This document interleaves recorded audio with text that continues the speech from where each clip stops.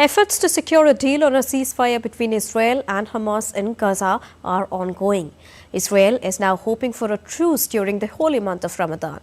Israel and Hamas blamed each other, however, for the lack of agreement after the talks mediated by Qatar and Egypt about a 40-day ceasefire amid fears of violence could escalate during the Muslim fasting month.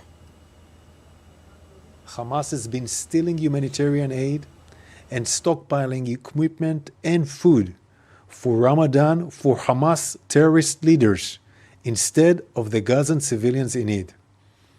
By refusing to release our hostages, Hamas is preventing a humanitarian ceasefire and increasing the suffering of the civilians in Gaza. Hamas wants only one thing: to escalate the Ramadan.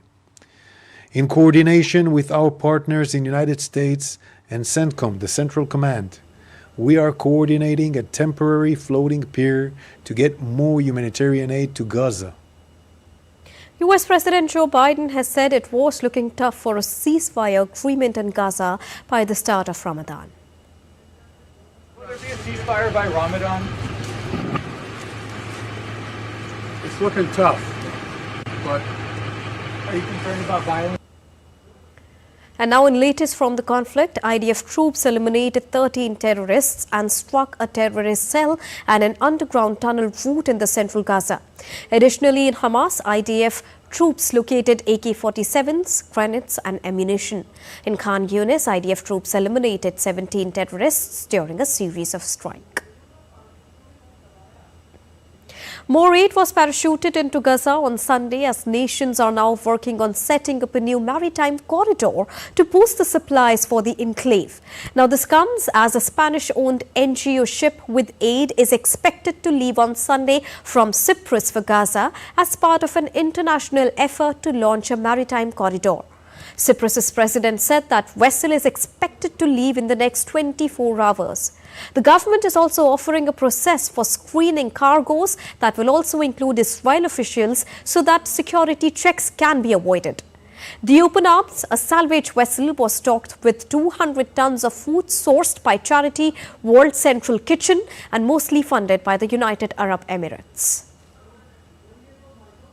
Meanwhile, after providing humanitarian aids via airdrops, the U.S. has dispatched a ship to send humanitarian aid into Gaza by sea. As per an official statement on Sunday, U.S. Army vessel General Frank S. Besson departed Joint Base Langley Eustace en route to the eastern Mediterranean to provide humanitarian aid to Gaza. The vessel also contains equipments for the establishment of a temporary pier for the delivery of vital humanitarian supplies.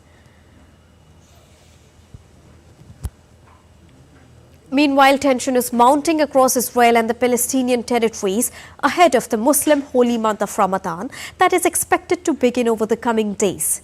The Israeli Prime Minister Benjamin Netanyahu is holding a number of meetings with senior officials on Sunday amid fear of a wider regional spillover from the war in Gaza.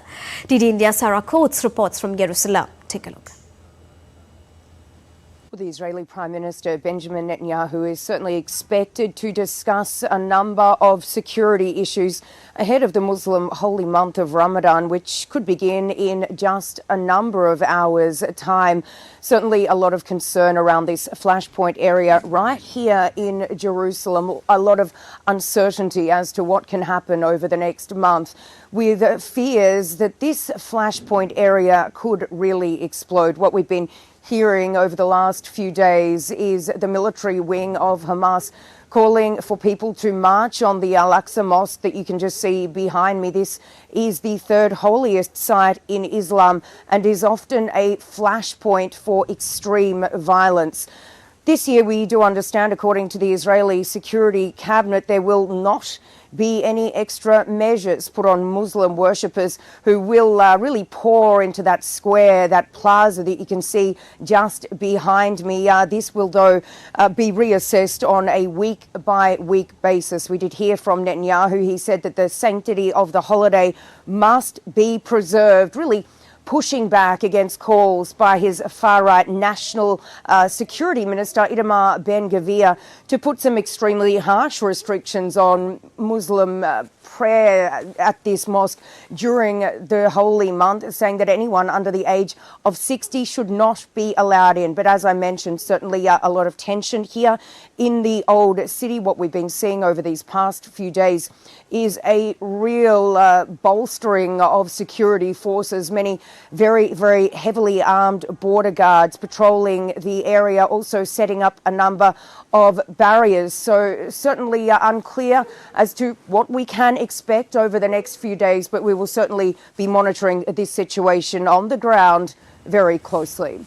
Sarah Coates in Jerusalem reporting for DD India.